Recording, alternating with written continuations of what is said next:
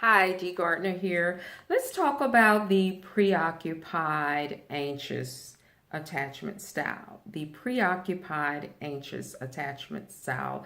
Another word for preoccupied is obsession. So I guess a more adult, acceptable, therapeutic term is preoccupied.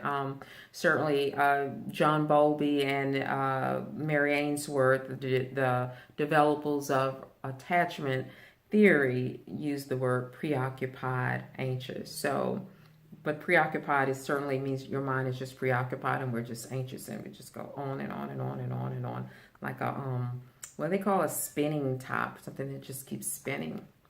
So the basic premise for a preoccupied anxious person, a person with a preoccupied anxious attachment style, is I'm bad, you're good.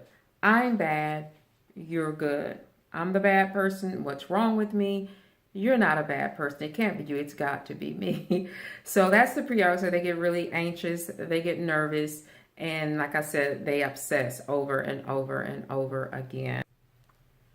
The preoccupied anxious style tend to obsess on relationships and threats.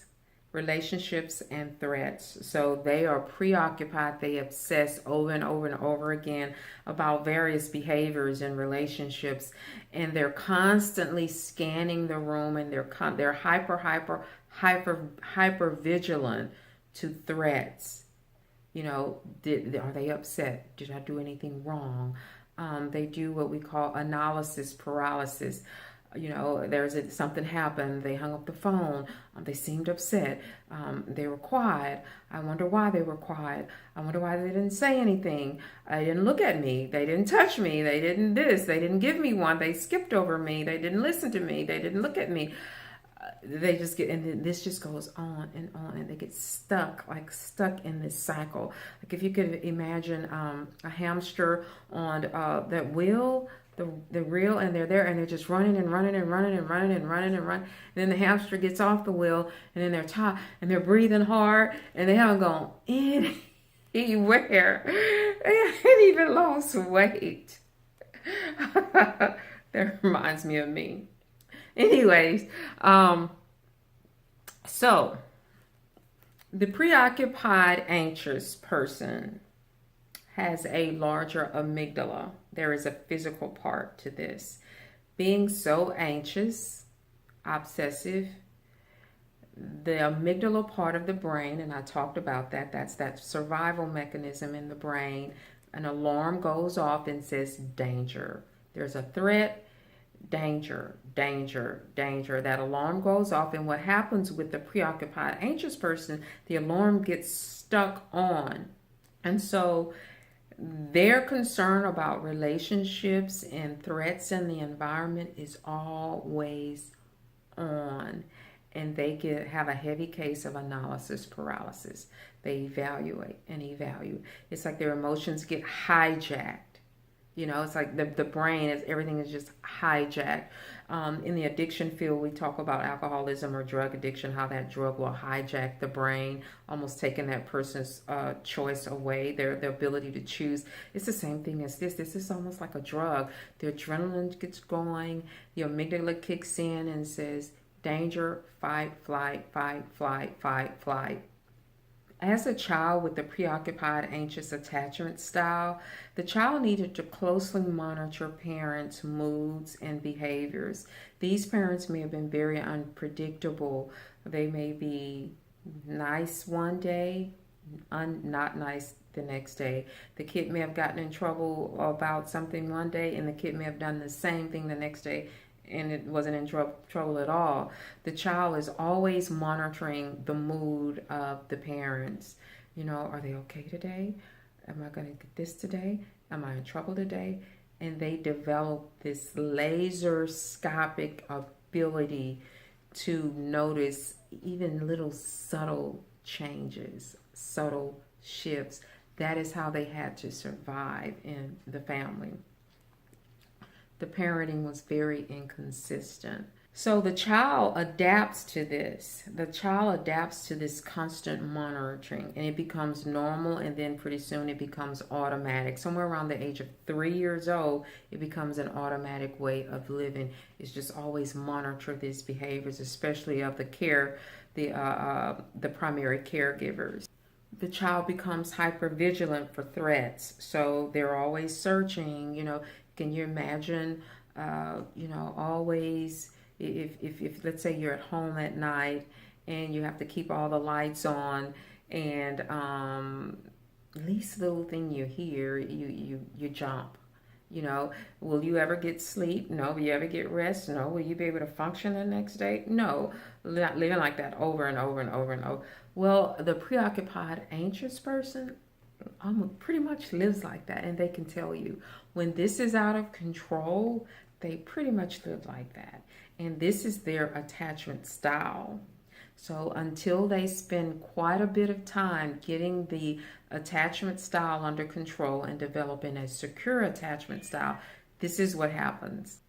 The preoccupied anxious person is obsessed with close relationships.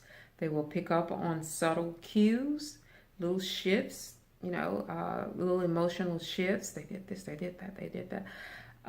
That's why some people are uncomfortable around them, because they notice everything, and it makes, especially an avoidant that's not comfortable getting close to people, it makes them really nervous. The preoccupied anxious person has very strong emotions. There's quite a bit of passion there. It takes the preoccupied person a long time to calm down, and they will ruminate repeatedly over and over again. Okay, here are the traits for a preoccupied anxious person. They will obsess, and they will analyze a situation over and over and over and over and over and over and over and over and over again. Their emotions are hijacked. They get stuck on. The emotions get stuck on, and they just on. So that means they have trouble bringing themselves down. The child came up with inconsistent parenting. The child learned to adapt to evaluating the environment. And so eventually they evaluated the environment, evaluated people around them, evaluated, what it is, try to figure out what it is they need to do to manage people around them so that they didn't get in trouble or so that they didn't hurt others. And then that became automatically, and they continue to do it today.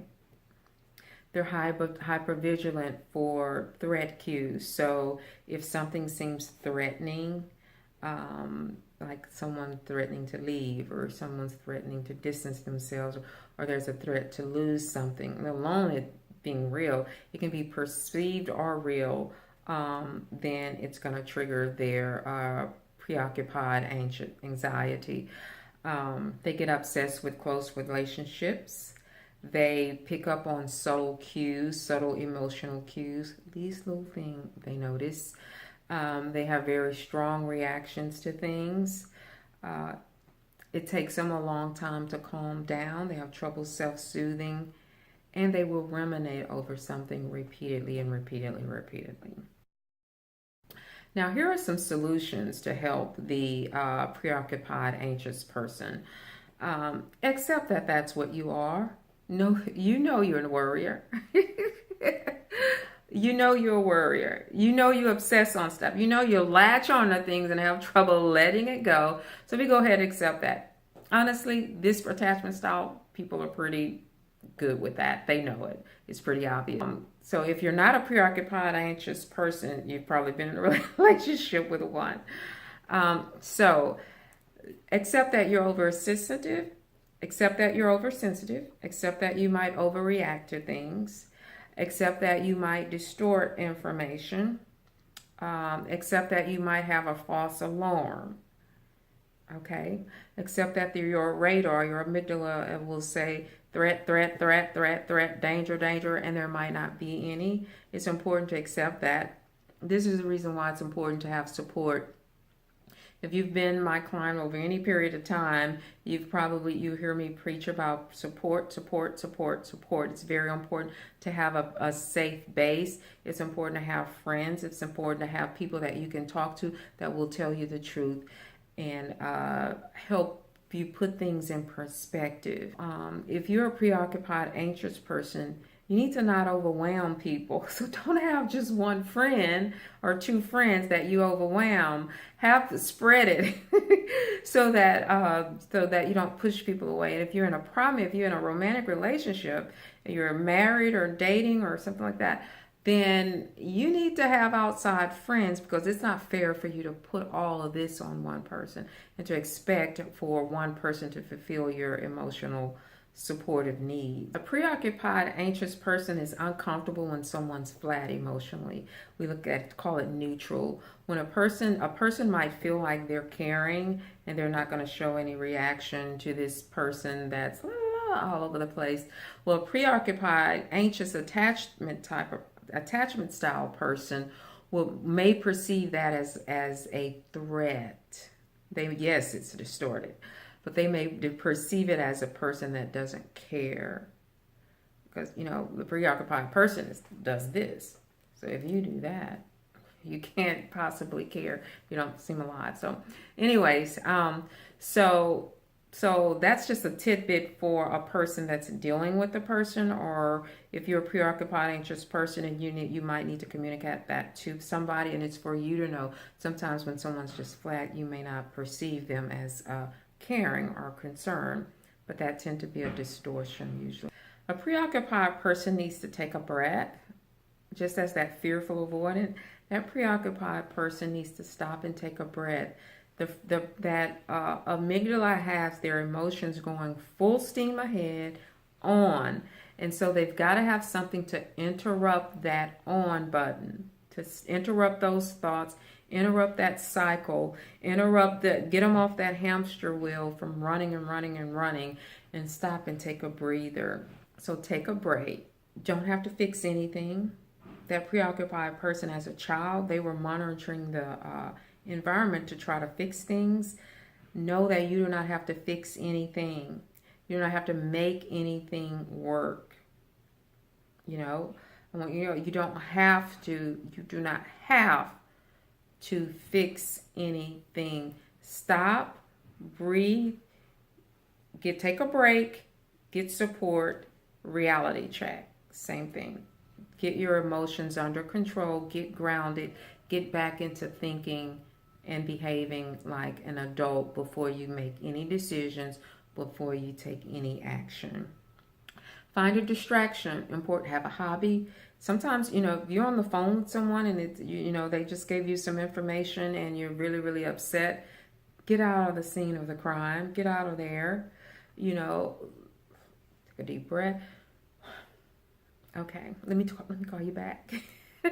That might be the best you can do. Get off the phone, get a distraction. Go do something. Get out of there. Do something healthy. Don't do something destructive. But you've got to have a distraction. You've got to have some intensity in your life, some excitement. Otherwise, you're going to look for negative intensity.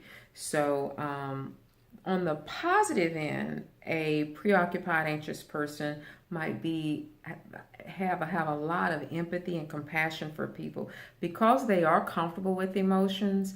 The preoccupied, anxious person is comfortable feeling their feelings. They're comfortable leaning into their feelings. They're comfortable going through pain.